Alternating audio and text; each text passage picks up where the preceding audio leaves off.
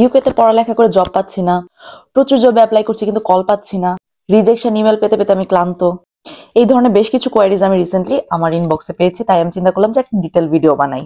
Hello everyone, আশা করি সবাই ভালো আছেন। আমি শর্মি, মূলত কন্টেন্ট বানাই আমি ইউকে ভিসা, লাইফস্টাইল, ইউকে তে ট্রাভেল ইত্যাদি নিয়ে।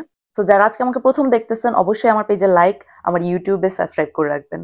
জব অ্যাপ্লাই করার আগে প্রথম স্টেপ হচ্ছে ক্যারিয়ার প্ল্যানিং। আপনি যখন আপনার লাস্ট সেমিস্টারে থাকবেন, ফাইনাল ইয়ার প্রজেক্ট করতেছেন, তখন আপনার মাথায় রাখতে হবে যে আপনার আসলে ইন্টারেস্ট ফিল কোথায়, কোথায় আপনি ফার্দার জবের জন্য অ্যাপ্লাই করতে চান। তাহলে আপনি আপনার ফাইনাল ইয়ার প্রজেক্টটা চেষ্টা করবেন এর সাথে রেলিভেন্ট কিছু একটা খুঁজতে, কারণ ওই প্রজেক্টে আপনি আপনার স্কিল সেট শোকেস করার চেষ্টা করবেন। দ্য স্যাড থিং ইজ যে ইউকে নর্মালি যারা ফ্রেশার্স থাকে তাদেরকে খুব একটা পাত্তা দেয় না। জব অ্যাপ্লাই করতে যাবেন, দেখবেন সমানে রিজেকশন আসতেছে। It's not new, you are not the only one, সবার ক্ষেত্রে এটা হয়। কি ধরনের জব? ইউজুয়ালি টার্গেট থাকে দুই রকমের, একটা হচ্ছে গ্র্যাজুয়েট রোড, একটা হচ্ছে নর্মাল জব। আপনি ইনডিড, লিঙ্কডইন এই ধরনের সমস্ত জব ওয়েবসাইটে এগুলো দেখবেন। নর্মালি গুগলে সার্চ করলে আপনার প্রচুর জবের লিস্ট আসবে, গিয়ে আপনি অ্যাপ্লাই করবেন। গ্র্যাজুয়েট রুটে যেটা হয়, নর্মালি ওরা ভিসা প্রোভাইড করে কিন্তু খুবই কম্পিটিটিভ হয়, এবং আপনি যদি আসলে কম্পিটিটিভ নেচারের পার্সন হন তাহলে আপনি গ্র্যাজুয়েট ভিসা গ্র্যাজুয়েট রুটের জন্য বেশি অ্যাপ্লাই করবেন। ওইখানে আপনার 4-5টা স্টেপ থাকবে, তারপর লাস্টে গিয়ে ফাইনাল ইন্টারভিউ হবে, তারপর সিলেকশন হবে। আমি শুরুতে প্রচুর গ্র্যাজুয়েট রোলে অ্যাপ্লাই করছি, কিন্তু পরে আমি গ্রুপ স্টেজে গিয়ে রিয়েলাইজ করছি যে this is not the place where I should apply, কারণ আমি খুব বেশি কম্পিটিটিভ না। সো গ্রুপ ওয়ার্ক ফেজে যাওয়ার পর আমি দেখলাম যে আমি আসলে নিজেকে কিভাবে হাইলাইট করতে পারতেছি না। আর নর্মাল জবগুলোতে হয় কি, এর চেয়ে কম স্টেপ থাকে কিন্তু ভিসার কোনো অ্যাসুরেন্স নেই। গ্র্যাজুয়েট রোলে নর্মালি ভিসা প্রোভাইড করে। বাকি জবগুলো যেগুলো নর্মাল, সেগুলোতে আপনি ভিসা পাইতেও পারেন, নাও পাইতে পারেন। আপনার যেটা করতে হবে, কোম্পানির লাইসেন্স আছে কিনা এটা চেক করতে হবে। এটা চেক করার জন্য নিচে আমি লিঙ্ক দিয়ে দিতেছি। ওই লিঙ্কে গিয়ে আপনি অ্যাপ্লাই করার সময় দেখবেন যে যে অর্গানাইজেশন অ্যাপ্লাই করতেছেন ওই অর্গানাইজেশনের নাম আছে কিনা লাইসেন্স লিস্টে। সো ওই কোম্পানি যদি আপনাকে ইনিশিয়ালি ভিসা নাও দেয়, there is a higher chance পরে আপনাকে ভিসা দিতে পারে যদি আপনি আসলে সেটেল হয়ে যান জব রোলে। তো আমার ক্ষেত্রে এবং আমার পরিচিত আরো 2-3 জনের ক্ষেত্রে, আমার আপন ভাই, আমার কাছের ফ্রেন্ড, সবার ক্ষেত্রে এরকম হয়েছে যে ওরা একটা জবে ঢুকছে, এরপর 6 মাস যাওয়ার আগে ওরা বলছে যে হ্যাঁ এখন আমরা তোমাকে ভিসা প্রোভাইড করবো। তো ওদের 6 মাস লাগছে এটা রিয়েলাইজ করতে যে এই পার্সনটা কি আসলে আমার কোম্পানির জন্য বেনিফিশিয়াল কিনা, আসলে সে আমার কোম্পানির এসেট কিনা। তারপর তারা ভিসা প্রোভাইড করছে। শুরুতে বলছে যে আমরা ভিসা দিব না। তো আপনি যদি দেখেন যে কোম্পানির লাইসেন্স আছে, try to apply for that job. অ্যাপ্লিকেশনের সবচেয়ে ইম্পর্টেন্ট পার্ট হচ্ছে সিভি। ইউকের সিভির স্টাইল ডিফারেন্ট।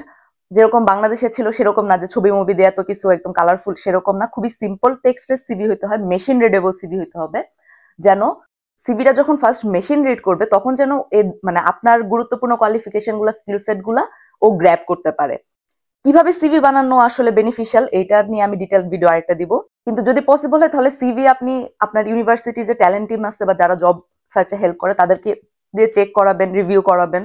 আপনার কোনো ফ্রেন্ড বা পরিচিত কেউ যে এক্সপেরিয়েন্সড, অলরেডি ইউরোপিয়ান বা ইউকে স্টাইলের সিভি লিখে বা জব লাইনে, তাকে দিয়ে চেক করাবেন, সাজেশন নেবেন।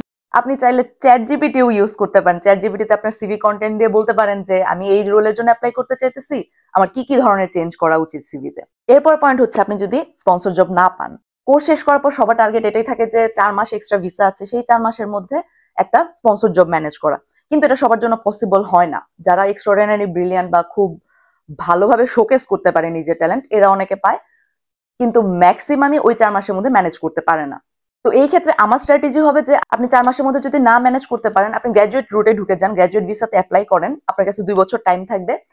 আপনি একটা রেলিভেন্ট ফিল্ডের এক্সপিরিয়েন্স গেইন করেন। ভিসা দিক আর না দিক, আপনি কোম্পানিতে ঢুকে এক্সপিরিয়েন্স গেইন করেন। 6 মাস পর যখন আপনি অ্যাপ্লাই করতেছেন তখন আপনি এক্সপিরিয়েন্স পার্সন হিসেবে অ্যাপ্লাই করতেছেন। সো অ্যাজ এ ফ্রেশার আপনি যে পরিমাণ অ্যাকসেপ্টেন্স রেট দেখবেন, এক্সপিরিয়েন্স পার্সন হিসেবে তখন দেখবেন যে আরো বেশি অ্যাকসেপ্টেন্স রেট। এই অ্যাকসেপ্টেন্স রেটটা আসলে কিরকম, যেমন আমি যখন ফ্রেশ গ্র্যাজুয়েট হিসেবে অ্যাপ্লাই করতেছিলাম, আমি খেয়াল করলাম যে আমি যদি 10টা অ্যাপ্লিকেশন সাবমিট করি, এর মাঝে 9টা থেকে আমাকে ইমেল দিবে যে আমি নেক্সট স্টেজে অ্যালাউড না, আনফরচুনেটলি ব্লা ব্লা ব্লা, এরকম। একটা জবে হয়তো বা আমাকে নেক্সট স্টেপে ডাকবে, এরপর দেখা যাবে নেক্সট স্টেপে গিয়ে বাদ করতেছি। তো রেশিওটা যেহেতু এরকম, আপনারও তাইলে একটু লজিক্যাল ওয়েতে থিঙ্ক করতে হবে, প্র্যাকটিক্যাল ওয়েতে অ্যাপ্লাই করতে হবে। যেহেতু আপনি 10টা অ্যাপ্লাই করলে একটা থেকে কল পাইতেছেন, তাহলে আপনি 100টা অ্যাপ্লাই করবেন, যেন মিনিমাম 10টা থেকে আপনি নেক্সট স্টেপের কল পান। আমার মনে আছে আমি পড়া শেষ করে যখন গ্র্যাজুয়েট ভিসার জন্য যে অ্যামাউন্টটা দরকার, ওই পরিমাণ কাজ করে ওই টাকাটুকু জমায় ফেলছি। এরপরে আমি 2 মাস শুধু সপ্তাহে আবার ওই 20 ঘন্টা করে কাজ করতাম, বাকি টাইম কাজ করতাম না। আমি ধুমায় অ্যাপ্লাই করতাম, সারা দিন আমি খালি অ্যাপ্লাই করতাম, পরীক্ষা দিতাম। কারণ প্রতিটা অ্যাপ্লিকেশনে আসলে কিন্তু অনেক টাইম স্পেন্ড হয়। বাট ওই যে স্টাডিটা যেরকম আপনি একটা ফুল টাইম স্টাডি আর পার্ট টাইম জবের মতো চিন্তা করছেন, এরকম করে অ্যাপ্লিকেশনটা আপনি এভাবে চিন্তা করেন, 1 মাস 2 মাস এভাবে ট্রাই করেন, খুব ফোকাস থাকেন এটাতে, দেখবেন আপনি কল পাবেন। এরপর এতগুলো অ্যাপ্লিকেশনের পর ফাইনালি আমি হচ্ছে 2টা জায়গা থেকে জব অফার পাইছিলাম। একটা ছিল রিটেল কোম্পানির ডেটা অ্যানালিস্ট হিসেবে, আর একটা ছিল হচ্ছে সিটি কাউন্সিলের ডেটা অ্যানালিস্ট হিসেবে।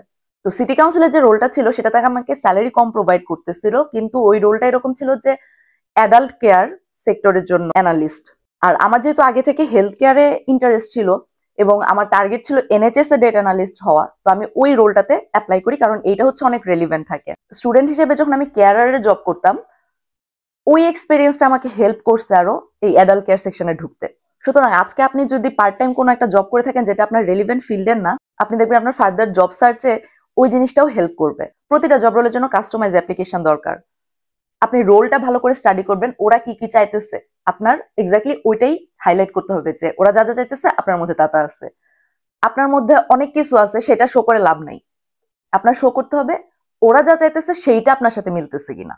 আপনি পার্ট টাইম যে জবগুলো করতেছেন যেগুলো রেলিভেন্ট না, সেগুলো যখন ফোকাস করবেন, খুব অল্প কথায় ফোকাস করবেন, কিন্তু আপনি ফোকাস করবেন যে ওই জব থেকে আপনি কি কি শিখছেন এবং যা যা শিখছেন ওই জিনিসটা কিভাবে এখনের কোম্পানিতে আপনি অ্যাপ্লাই করতে পারবেন। ধরেন আপনি স্টুডেন্ট অবস্থায় হচ্ছে জাস্ট এটা খাবার ডেলিভারি করতেন, এখন আপনি একটা কোম্পানিতে অ্যাপ্লাই করতেছেন কিন্তু এটার সাথে কোনোভাবে এটা রেলিভেন্স নাই।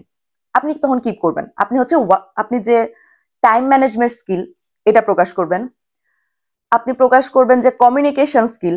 আপনি এরকম বলবেন যে বিভিন্ন ভাষায় যেতাম, যাওয়ার পরে হচ্ছে আমি যখন নক করতাম ওরা ডিফারেন্ট ল্যাঙ্গুয়েজে কথা বলতো, তো লিঙ্গুইস্টিক ব্যারিয়ার আমার তখন এভাবে কাটায় উঠছে আমি, এটা অনেক হেল্প হবে। আপনি ক্লায়েন্ট স্যাটিসফ্যাকশন নিয়ে অনেক কনসার্ন, এই ধরনের জিনিসগুলা।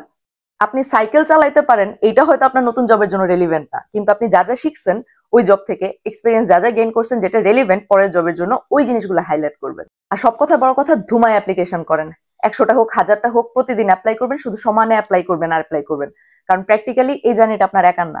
আমি এই 4 বছরে যত স্টুডেন্টকে দেখছি আমার পরিচিত, সবারই এই লাইনটা থ্রু যাইতে হয়েছে। একটা স্ট্রাগলিং ফেজ গেছে, যে ফেজে মনে হচ্ছে যে আমাকে কেউ ডাকতেছে না, সব জায়গা থেকে রিজেকশন আসতেছে, মনে হইতেছে আমি এত বাজে, আমাকে দিয়ে কিচ্ছু হবে না। বাট ইটস নট ট্রু, এটা সবার ক্ষেত্রে হয়। ওরা জাস্ট ফ্রেশ গ্রাজুয়েটকে গুনেই না, এখন এখানে তো কিছু করার নেই। কিন্তু আমার পরিচিত যারা লোক ছিল এদের মধ্যে মাত্র একজনকে আমি দেখছি যে পড়া শেষ করে সাথে সাথে স্পন্সর জব পাইছে। বাকি সবার এরকম করতে হয়েছে যে একটা জবে ঢুকছে, ইভেনচুয়ালি কোম্পানি ওকে ভিসা দিছে, অথবা প্রথমে গ্রাজুয়েট ভিসা একটা জবে ঢুকছে, তারপর জব চেঞ্জ করে আরেকটা জায়গায় ভালো জব পাইছে যেটা ওর ডিজায়ার্ড জব ছিল। সো হতাশ হওয়ার কিছু নাই, অ্যাপ্লাই করতে থাকেন। All the best.